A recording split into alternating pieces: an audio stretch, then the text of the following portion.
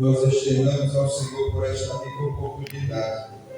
Falando com o pastor Rodrigo, e depois dessa oração, a pastora Théo disse: Varão, eu só corri, porque quando eu corri, o Espírito Santo me segurou e disse: calma, eu sou contigo. E a vontade foi, meu irmão, que eu vou pregando. O Senhor é bom, irmãos. E eu, louvado seja Deus, me sinto honrado pelo privilégio de estar com a amada igreja do Senhor, pela vida do pastor Rodrigo, da pastora Leila e da pastora Thelma. Ontem na igreja, quando cheguei, comecei a orar. E aí os pastores chegaram, os obreiros chegaram. E aí eu me levantei da oração e a gente me olhava, o povo entrava e me olhava e o barão carrega, né? O que aconteceu? Como o ser humano é, né? Aí a igreja me olhava e calma, igreja. Primeira coisa, não foi pior. Não foi. Segunda coisa, não é as preocupações da vida. É um propósito com Deus. Amém? Mas quando eu fiquei graças a Deus, pastor. O Senhor, Ele tem a sua forma de se revelar para cada um de nós, né? Eu tenho aprendido com Deus que todo tempo, a todo momento, a gente pode fazer o melhor para Deus. Né? O que nós fazemos não é para mostrar para ninguém que a gente é melhor. O que nós fazemos é para mostrar para Deus, né, que Ele é merecedor de toda honra, toda glória, e que nós sempre precisamos fazer mais. E o Senhor falou comigo essa semana que vem, na qual vai para o judeu, vai ser uma semana que fala da semana e do dia do Yom Kippur, que é o dia do perdão para eles, e é um dia é uma semana de humilhação, né? E alguns cristãos, eu, como a nossa igreja, a gente adotou, aleluia, esse sacrifício. E essa semana, esses 2 dias, que na verdade são da quarta para a quinta, do dia 1º ao dia 2º de outubro, que é um dia, são 2 dias que a gente tira para se humilhar, em oração, em jejum, e esse propósito já veio já intervir, que é um propósito de humilhação, e eu senti de Deus de rapar a cabeça. E na antiguidade, os homens e as mulheres de Deus faziam isso em sinônimo de representatividade, a humilhação diante de Deus. Se é estranho a gente ver um homem de cabeça raspada, quem dirá ver uma mulher, né? Porque a mulher é o véu, o cabelo é tudo. E hoje a gente vê as mulheres em algumas igrejas fazendo isso.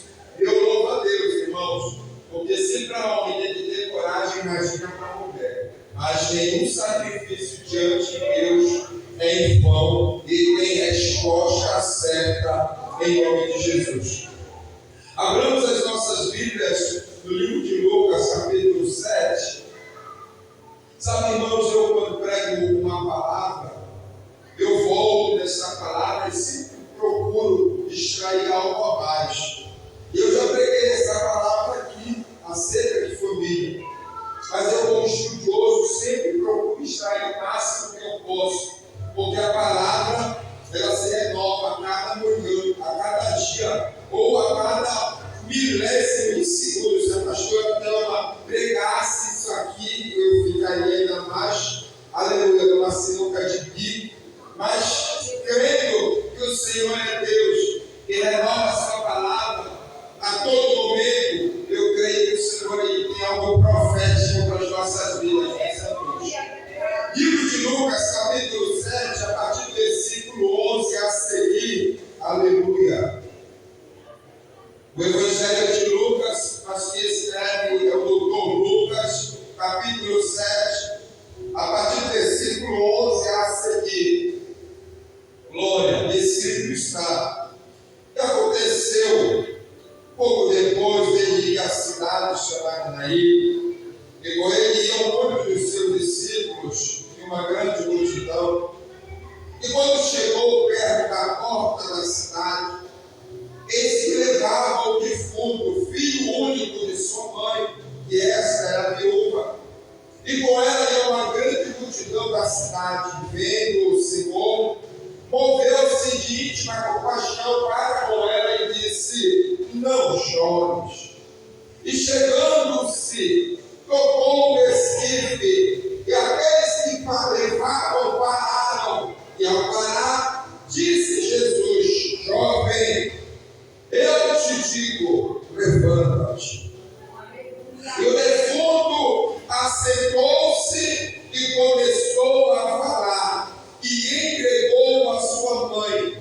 E de todos se apoderou o temor, e glorificavam a Deus, dizendo: um grande profeta se levantou entre nós, e Deus visitou o seu povo. E você senta aplaudindo o nome do Senhor Jesus Cristo.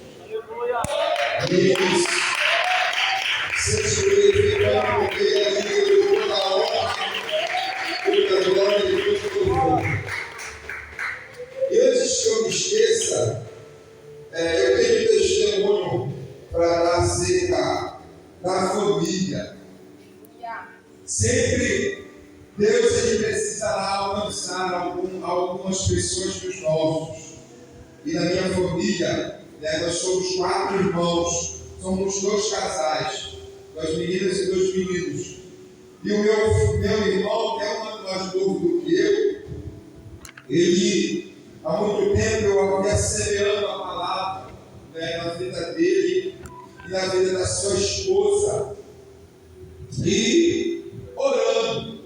Essa semana eu comecei esse propósito da sexta para o sábado à noite. E no sábado, pela manhã, o meu irmão me ligou chorando. Ele disse: mano, eu aceitei Jesus. Aleluia. Só que Deus, irmão, quando Deus ele faz a obra, tem vezes que Deus é mais rápido que o flash. Porque ele falou: eu aceitei a Jesus e amanhã eu já estou descendo as águas e me batizando. Glória! Bendito seja Deus.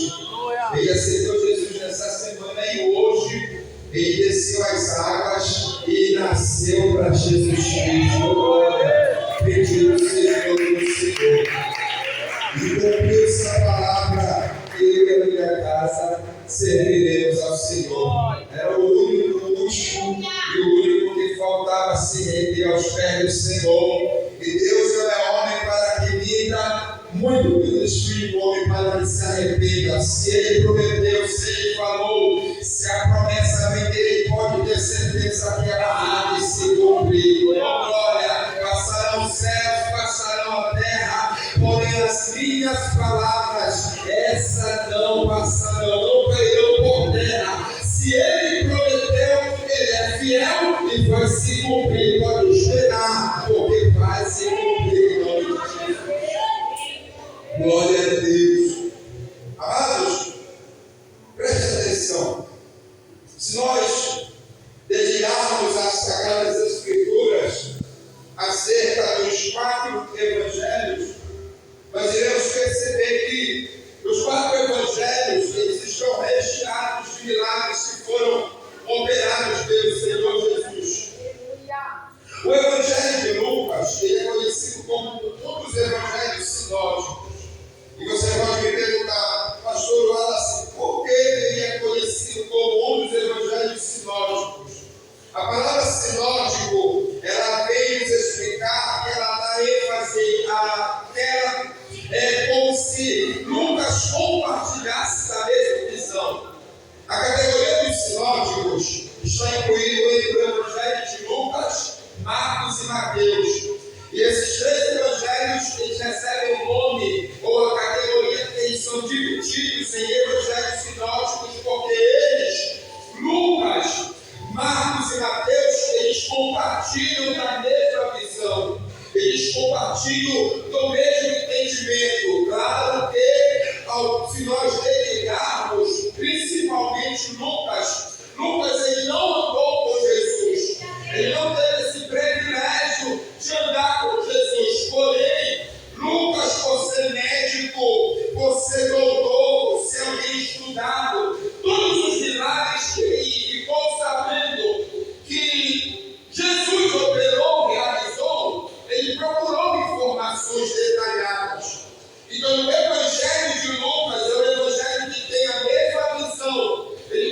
compartilha, aleluia, de alguns ensinos e algumas coisas que os outros evangelhos eles têm, porém, aleluia, existem particularidades que ele vai fazer questão de detalhar. Tanto verdade é que esse milagre da viúva de Naim, você não vai achar em nenhum outro milagre, em nenhum outro evangelho. Você só vai encontrá-lo neste evangelho, a saber, o evangelho de Lucas. Jesus, ele foi o maior missionário que já andou, já esteve na terra. E como maior missionário, aleluia, Jesus não era somente aquele que levava a palavra. Jesus, ele era completo. Ele pregava, alimentava o seu povo espiritual, mas também Jesus, ele alimentava o seu povo no material. Bendito seja o nome do Senhor.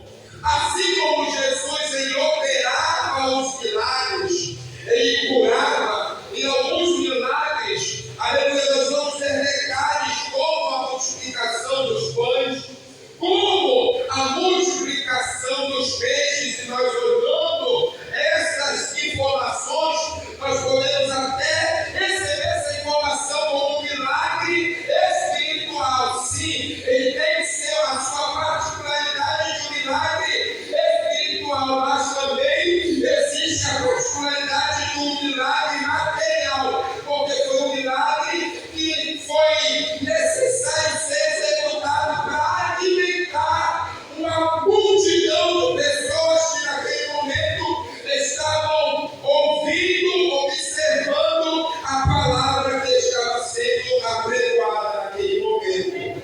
Bendito seja Deus. Preste atenção nisso aqui. Aonde Jesus vai, aonde Jesus chega, nós sabemos que nenhum lugar, nenhuma região, nenhuma geografia que Jesus, aleluia, que esse espaço geográfico teve a oportunidade de receber a presença de Jesus, esse ambiente ele jamais voltou a ser o mesmo. Pastor Asa, por que esse ambiente jamais voltou a ser o mesmo? Porque por onde Jesus passa, por onde ele passou, ele deixou um rastro de ensinamento e milagre. Repete comigo, ensinamento e milagre. Grave isso aqui. Porque muitas das vezes a gente olha para Jesus e só vemos os milagres. E esquecemos que antes de ele operar milagre, Jesus ele pregava. Antes de ele dar os seus sinais, ele, repete comigo, ele ensinava. Oh, glória, preste atenção. Quando Jesus ele está indo pelas regiões de Judéia, quando ele está a caminho, aleluia, de Naim, nós vemos o texto, e o texto vai nos trazer a informação que estava acontecendo no velório. A informação que a gente recebe, que nós lemos, é que, aleluia, essa mulher ela está, bendito seja o nome do Senhor, enterrando agora o seu único filho. Ela é viúva e enterra o seu único filho. Preste atenção nisso aqui. Na tradição, na cultura deles, aleluia, e nós podemos adquirir isso como informação para nós mesmos, quando nós temos famílias, acerca de nós como homens. Vou fazer isso aqui, vou trazer seriedade. Para eles, o provedor da casa é aquele que tem o sexo masculino. O homem é tido como o provedor da casa. Então, ele é o provedor da sua família. Aquela mulher, a Bíblia diz que ela é viúva. Logo se entende que ela vai perder o único provedor. Sim ou não? Ela perdeu o seu provedor. Só que o filho que ela tem é do sexo masculino. E na tradição, na cultura deles, automaticamente essa responsabilidade de provedor caiu sobre a vida desta criança, já que não é uma criança, é um jovem. Só que na cultura deles, ainda jovem, eles já trabalhavam muito cedo. Além de eles receber, aleluia,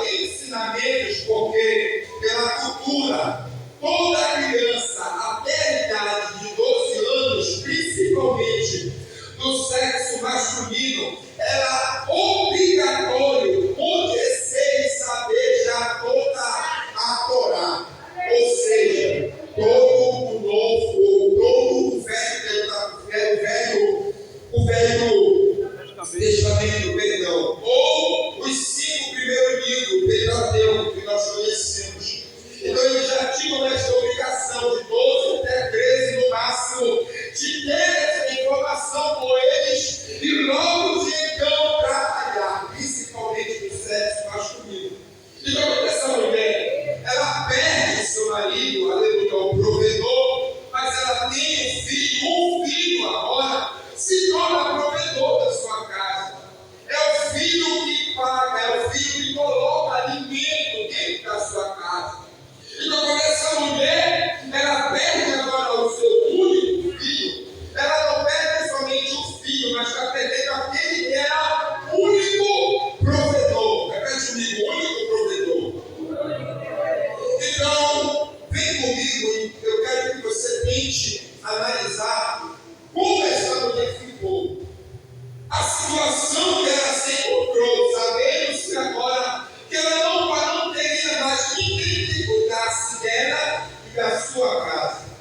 Ela não teria mais ninguém com quem compartilhar tanto os seus momentos de alegria, como também os seus momentos de tristeza. Porque todo ser humano vai ter como ápice da sua vida os seus momentos de alegria, mas também haverá momentos que no ápice de nossas vidas nós também teremos ou teríamos ou vamos ter momentos de tristeza. Agora preste atenção, com quem ela iria compartilhar? Com quem ela poderia contar? Para quem ela iria chorar? Então preste atenção o que está acontecendo. A força que tem esse velório. Aquilo é muito mais do que velório. Aquilo está sendo o fim de tudo para aquela mulher. Oh, glória. Só que a Bíblia é categórica aqui, nos informa que ela está indo com uma grande multidão. Só que de contrapartida, paralelo ao velório com uma grande multidão, está vindo Jesus. E quando Jesus vem, ele não vem sozinho. Ele está vindo com uma grande multidão. Não. Eu sei que você já recebeu essa informação, mas a Bíblia, eu tenho que extrair dela informações que muitas das vezes passam desapercebidas das nossas vistas. Porque ela informa, está vindo Jesus, discípulos e uma grande multidão. E outras informações, ela dá-nos a informação que vem Jesus e uma grande multidão. Só que em meio a essa grande multidão, os discípulos eles sempre estarão inclusos.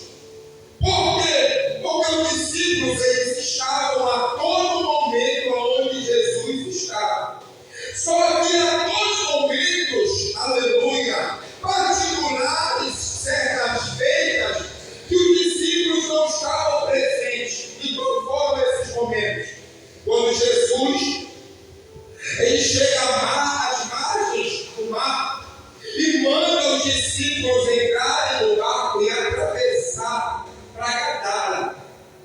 E depois da multiplicação dos pães e dos peixes, ele vai dizer assim mesmo: entre em barco e atravesse. E o Senhor, eu vou despedir a multidão.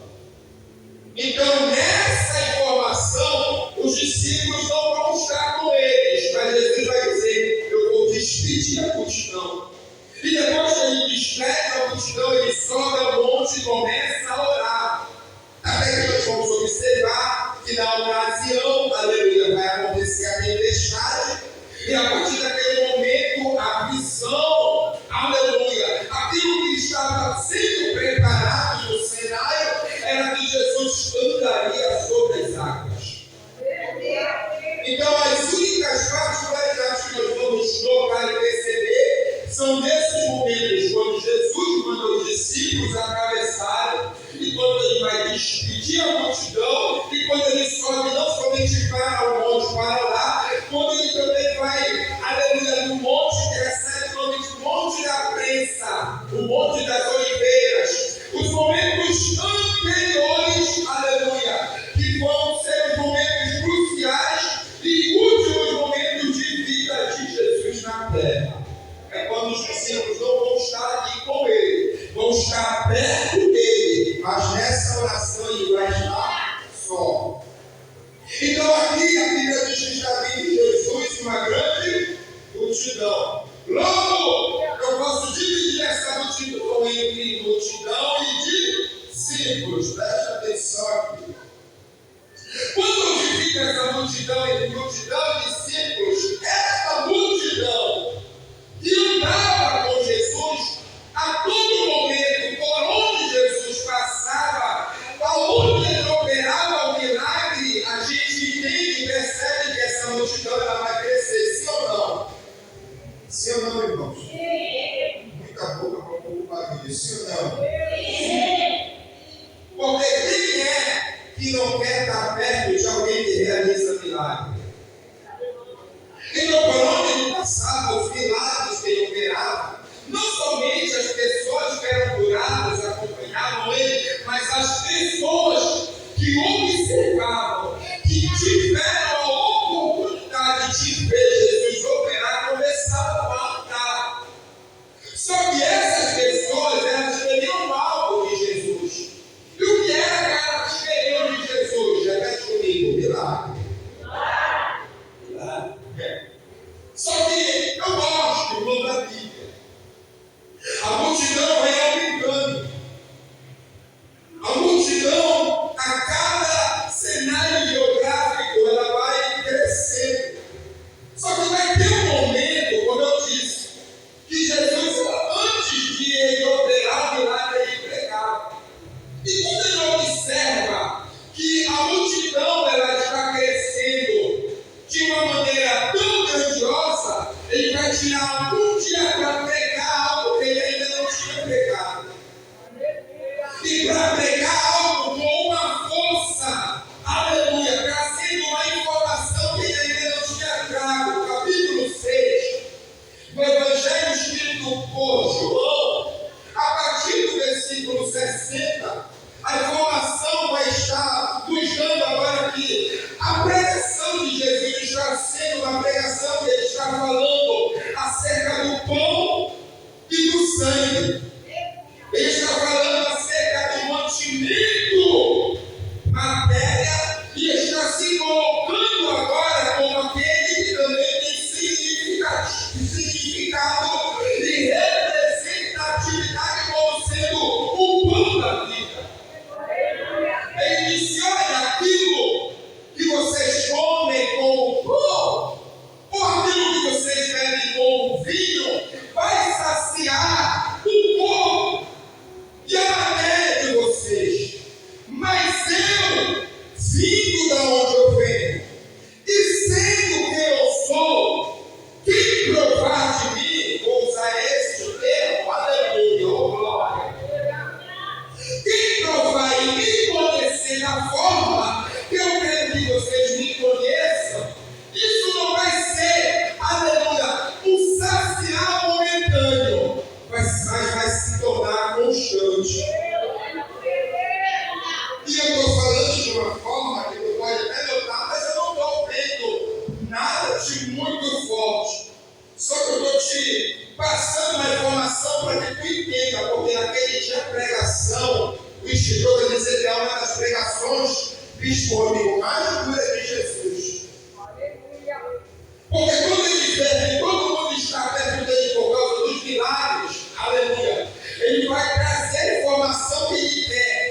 Que ele quer que as pessoas estejam andando com ele, perto dele, não por causa dos milagres, porque milagre é momentâneo. Milagre só estará conosco enquanto estivermos com vida na terra. Mas salvação ela é eterna. Era isso que Jesus queria mostrar para eles. Vocês estão comigo andando por causa de milagres, mas o que eu vim trazer para vocês é muito mais do que milagres. Aí a palavra vem como um fel, e aos próprios discípulos que vão chegar com eles, vão arrozear, vão razoar aqui, e vão dizer: dura é essa pregação. Aí a Bíblia diz que a informação que nós temos é que a multidão começa, aleluia, a se dissipar. Aquilo que era tido como uma grande quantidade de pessoas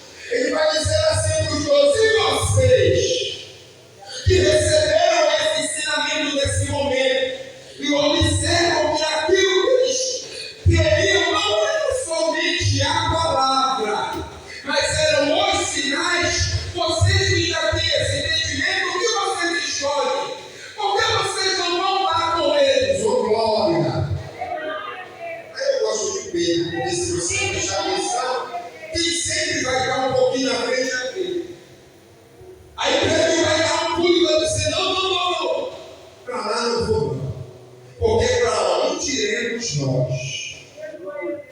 Se só tu tens palavras de vida eterna. Aleluia. Se só tu tens palavras de vida, porque Jesus estava pregando naquele momento, falando de céu, de salvação, de morada. Então eles entenderam, aleluia, qual era o propósito maior de Jesus. Não era só terreno, mas era celestial. Aleluia. Eu te pergunto nessa noite: aleluia. Será que muitas das vezes nós, como seres humanos, não estamos no meio dessa multidão? Quando alguém da nossa família cai enfermo, quando alguém da nossa família precisa de uma porta aberta, quando alguém de nós, ou nós mesmos, estamos passando por uma situação difícil, quem de nós nunca esteve na igreja, ou veio para a presença primeiro, buscando um sinal, buscando um milagre, buscando uma porta aberta, buscando uma cura, buscando a reconciliação sentimental, conjugal? Quem de nós, irmãos? E quem disser que não é mentiroso? E o pai da mentira é o diabo. Eu me encontro isso, que na minha jornada como cristão, houve momentos que eu estava ali buscando a porta aberta, buscando a melhoria para a minha casa, para a minha vida. Só que quando nós vamos nos aprofundando e entendendo que tudo nessa terra é passageiro, que carro é bom, mas vai passar, que casa é boa, mas vai passar, que filho é bom, família é boa, mas até isso vai passar, meu Deus. Mas só uma coisa não vai passar: é que quando eu estiver na presença, é que quando eu me esforçar para permanecer na presença, eu serei capaz. Você entende isso? Eu sei que é barro. Carro é bom e quem não quer. Quando a localha é gorda e quem não quer. Viver momentos bons e felizes, quem não quer, isso é de Deus. Eu não estou pregando aqui contra a prosperidade. Eu estou pregando aqui quando prosperidade, aleluia, saúde, emoção e família está à frente daquilo que é primordial: salvação, céu. Porque família é o bem maior. Ela é uma constituição de Deus. Só que preste atenção: salvação é individual.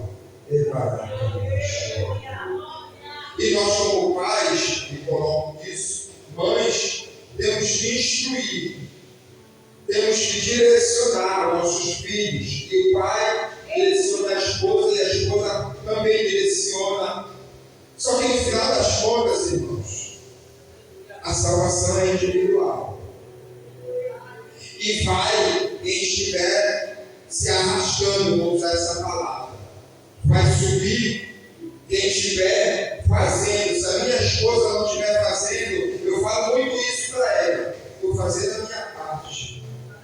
Se tu quiser, vem comigo no glória. Falo das minhas filhas hoje.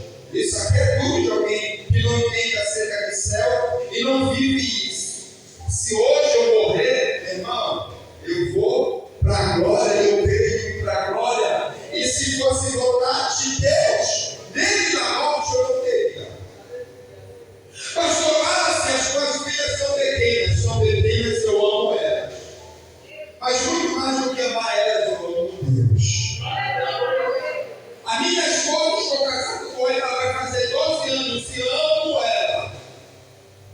mas eu amo mais o meu Senhor. E se o Senhor se manifestar aqui para mim hoje, e aí, vem comigo ou fica com a tua família, irmão? Sem medo de ser feliz, olhando para elas e para minha esposa, podendo contigo, Jesus é agora. Eu te pergunto, tu já se fez essa pergunta? Diante de tudo isso que tu está fazendo, eu sei que isso não é mensagem, diz o Rodrigo, que atrai glória, e nem quero atrair glória. Eu quero trazer essa noite para a tua vida conscientização para sábado. Estou arrependendo. Eu quero pregar para ti nessa noite coisa que muita gente não tem pregado e que é para pregar. Eu quero trazer consciência e informação daquilo que nos espera e daquilo que Cristo é e representa para mim e para você. Eu te pergunto, o que Cristo é para você? O que Cristo representa verdadeiramente para você? Será que quando você ouve assim, Cristo é uma porta de emprego? Cristo é uma cesta básica. Cristo é um coração esperando pelo meu amado ou a minha amada passar pelo joelho. É vacalaçar. Se tu espera isso de Cristo, eu te trago informação de o que tu teve de informação e não te informar isso até aqui, tu não tem vivido o Evangelho verdadeiro. Porque o Evangelho verdadeiro é isso, é viver Cristo. É pintar, não é perfeição, irmãos, que eu não sou perfeito, estou longe da perfeição. Mas vou usar o aportuguesado. É se arrastar. É se puxar, irmão, para tentar vencer essa guerra todos os dias. Você recebe isso? Então você vai aplaudir ao Senhor.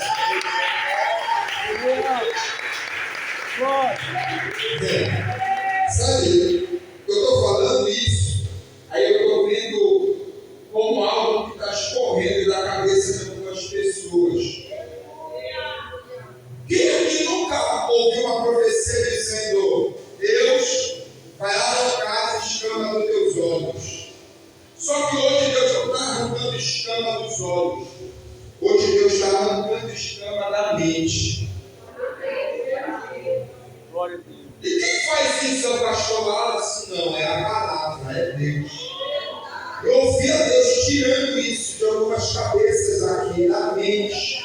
Deus tirando um tampão espiritual da mente. Oh, glória. Aleluia. E começamos a guerra, vendo o pior dia e o pior momento da vida dela. Só que ela vem Jesus. Lá vem Jesus. E quando Jesus chega próximo dela, a informação, o diálogo que é iniciado, quando Jesus se apresenta para ela, ele vai logo dizendo para ela: mulher, não chore. Já está dizendo, mulher, não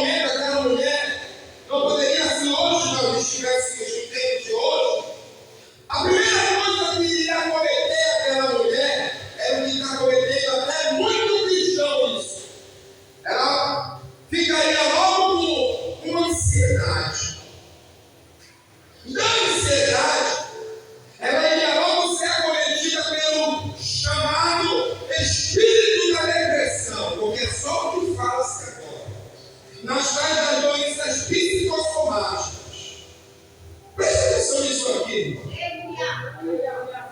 Só que Jesus, quando vai declarar e fala, não chores, Jesus, antes de operar o milagre, baixou comigo.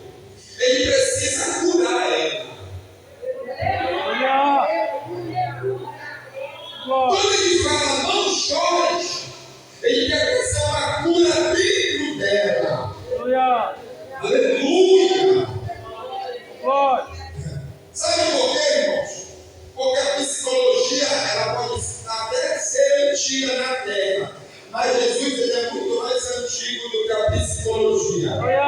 E ele não é somente antigo, mas ele é presente até hoje, oh glória.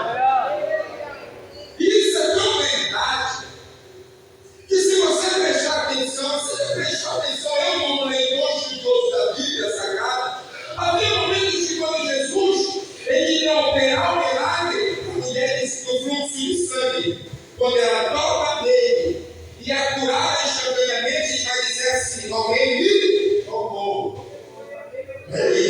Glória! Se alguém toca ele, aleluia! E esse alguém é o aleluia, ele sente que sai virtude. E ele diz, alguém me tocou, e os discípulos falam assim, mas mestre, tem muita gente aqui.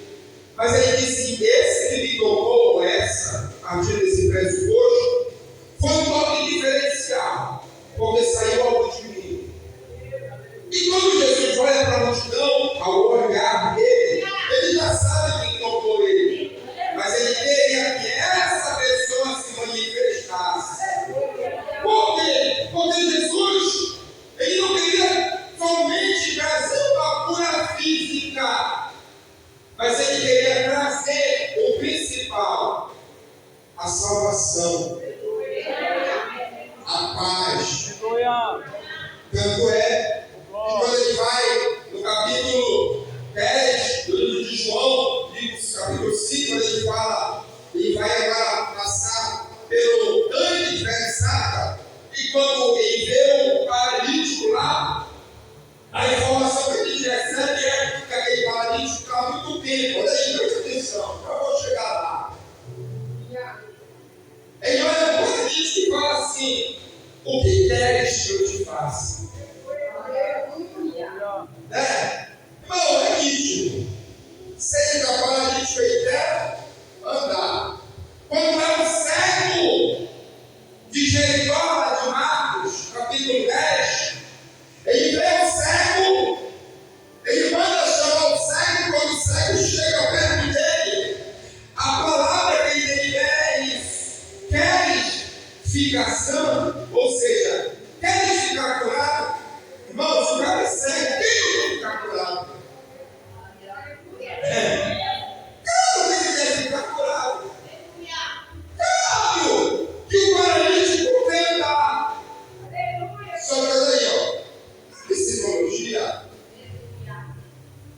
a gente entende, quando a gente vai ler acerca da psicologia, por que o psicólogo ele te faz falar quando se você nunca teve, mas o psicólogo, uma consulta com o psicólogo, ele vai tirar um momento para que você fale tudo aquilo que está acontecendo com você. Ele vai querer que você dê detalhes daquilo que você está sofrendo, como é o teu trabalho. Ele vai querer que você ponha para fora tudo que está dentro. Olha aí, irmão. Aí a psicologia, ela diz que quando o ser humano põe para fora toda dor, toda mágoa, tudo aquilo que está trazendo angústia, só ele permite ele colocar para fora, ele já recebe uma cura interior. Aí, eu vim entender por que todas as vezes que Jesus chegava com alguém enfermo, na grande maioria, ele perguntava, o que queres que eu te faça? Ou queres ficar sã? Era ele querendo trazer uma cura dentro, para depois essa cura se materializar fora.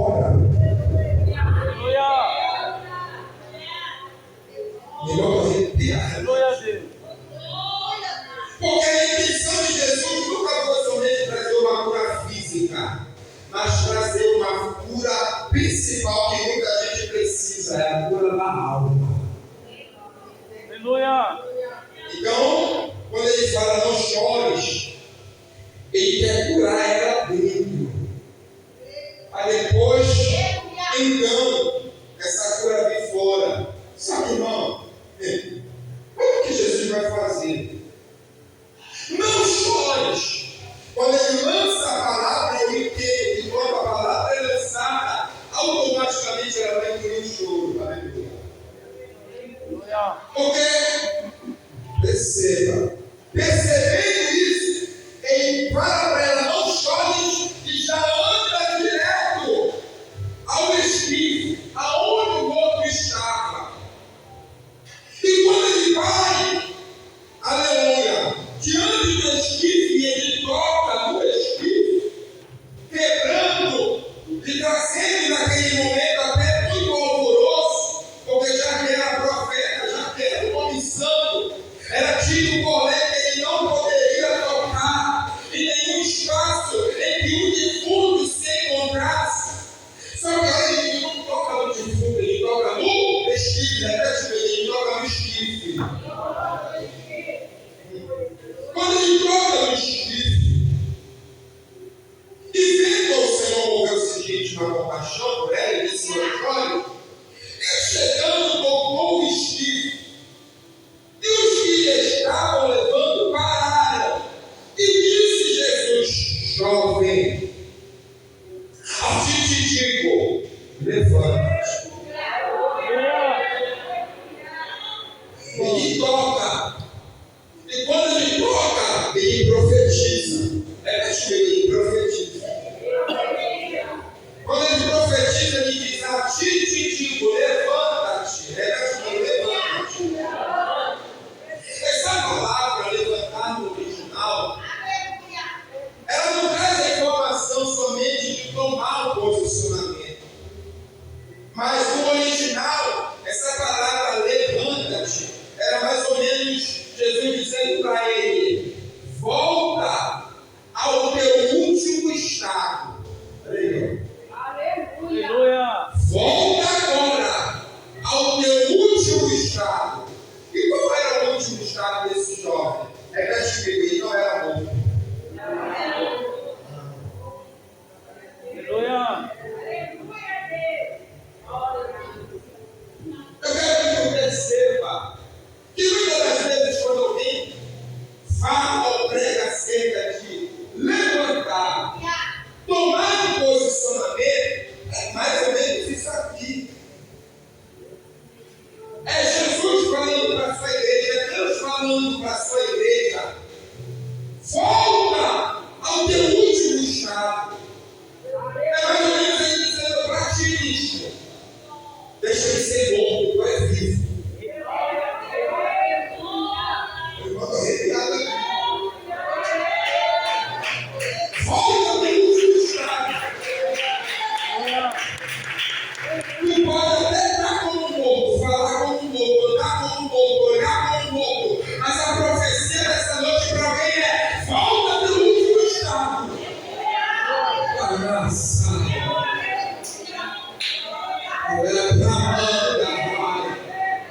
Porque a guerra hoje é isso que o inimigo quer para nós, quer nos paralisar.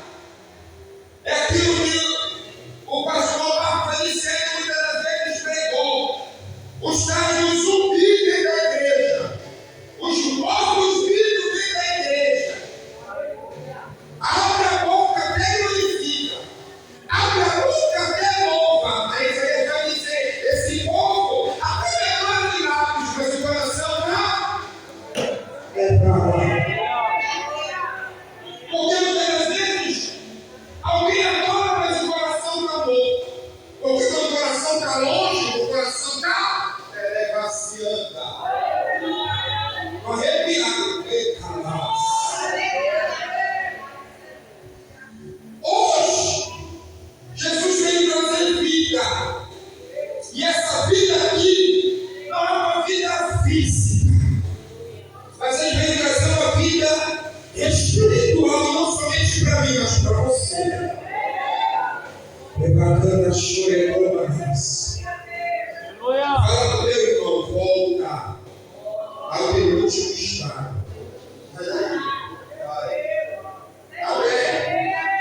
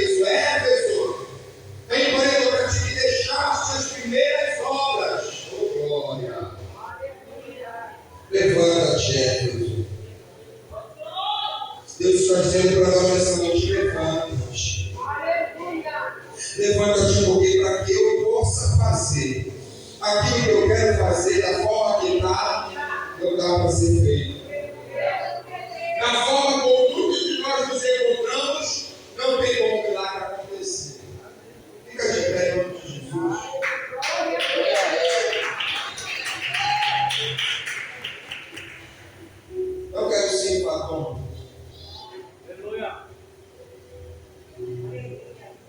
A jovem, a ti te digo, levanta-te.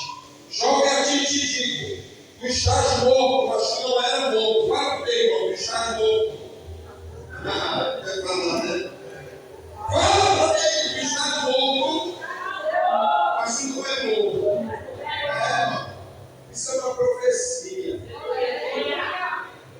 Tu estás morto, mas tu não é morto. Mas se tu quiser essa noite, essa morte espiritual está caindo por terra. Cata na mão do teu irmão aí. Cata na mão dele e arranca logo a glória dele. Não vem aqui para frente em nome de Jesus. Aleluia.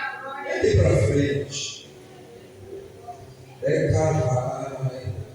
Aleluia. É caralho. Refração. Segura na mão e fecha os olhos. Coma na chuva, coma nasce. Aleluia, Jesus. Hoje a vida chega primeiro em ti. Porque o jovem ficar curado, primeiro a mãe recebeu milagres. Aleluia. A vida chega primeiro em ti hoje. Alguns chegam com uma vida, outros chegam com uma mudança de vida. Pastor, agora por que uma mudança? Porque muitas das vezes a gente já está com vida, está se esforçando. E a vida de hoje vai dar uma poupança a mais. Mas tem vezes que a gente está só com o sangue de Jesus. Está um bom. Aí hoje, para quem estava morto, com o sangue de Jesus, chega a vida. Pega na mão do Deus e não feche teus olhos.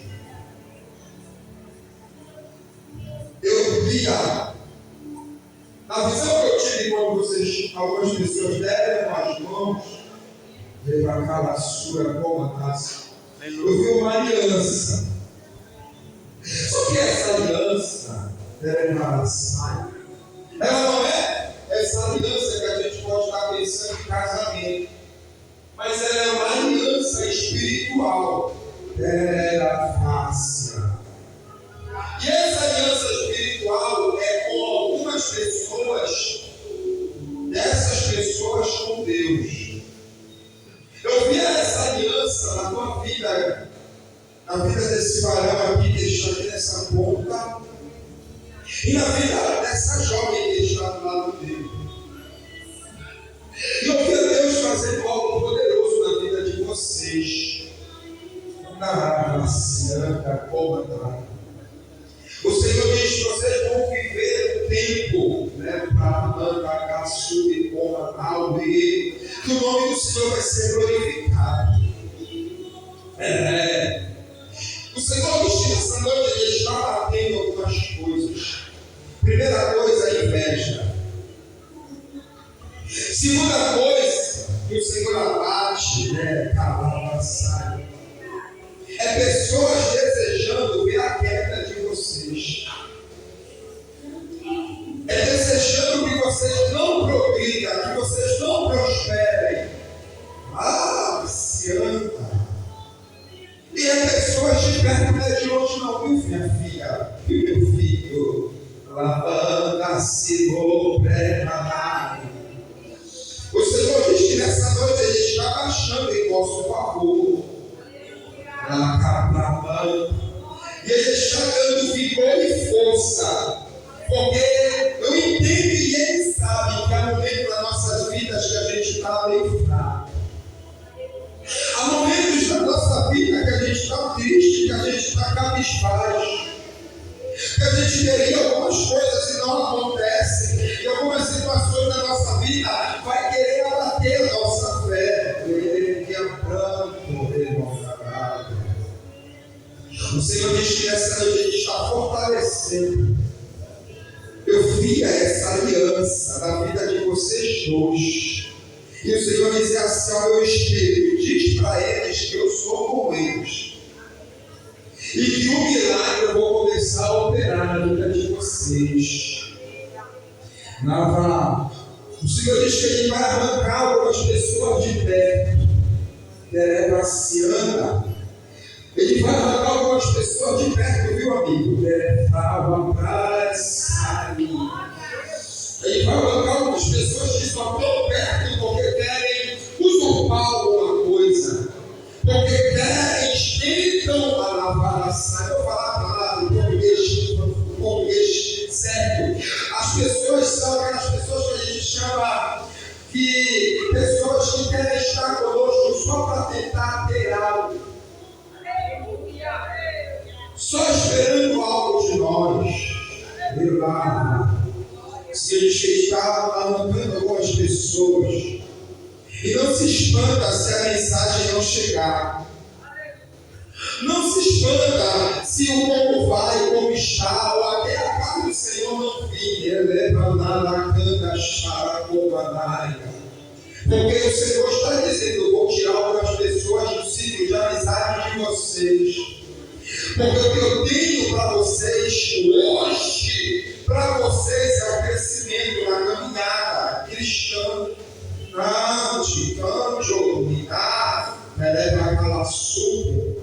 Deus, em nome de Jesus. Aqui está a igreja, Senhor, nessa noite. E tu sabes como cada um chegou.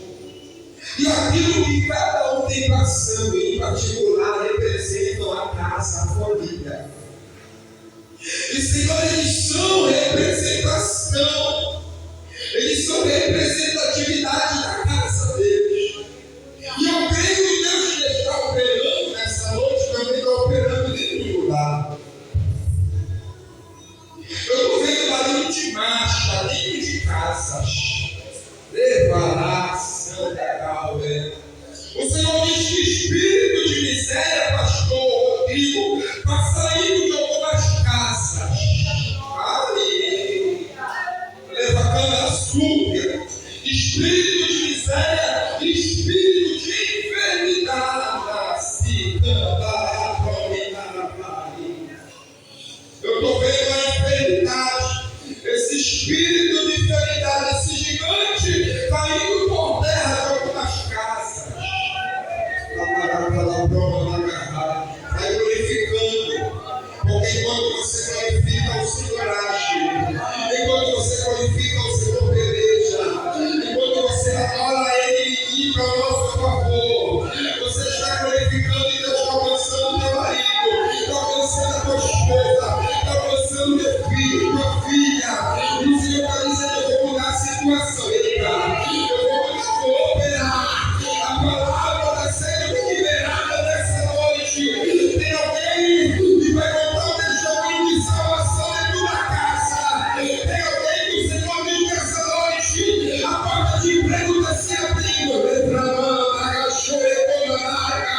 Alguém vai ter um testemunho aqui, eu estou ouvindo. Alguém com a carteira de trabalho na mão. Eu não sei se é alguém aqui ou é alguém que representa você. Alguém na sua casa. Eu não sei o que dizer com a porta. Eu estou abrindo hoje.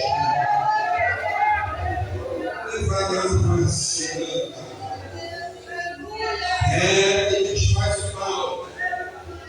Todo principado de potestade cai por terra agora.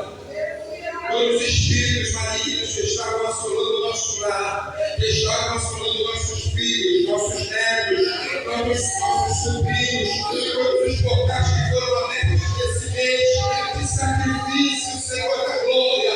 Nós oramos, Pai, para que tu quebre todo altar, para que tu desmanche toda obra, para que tu visite agora, Senhor meu Deus, as encruzilhadas, para que tu visite agora as matas, para que tu visite o cemitério, para que tu visite a cachoeira, Macanto, vai quebrando agora, vai despachando agora, vai dissipando agora o alto arrepiado.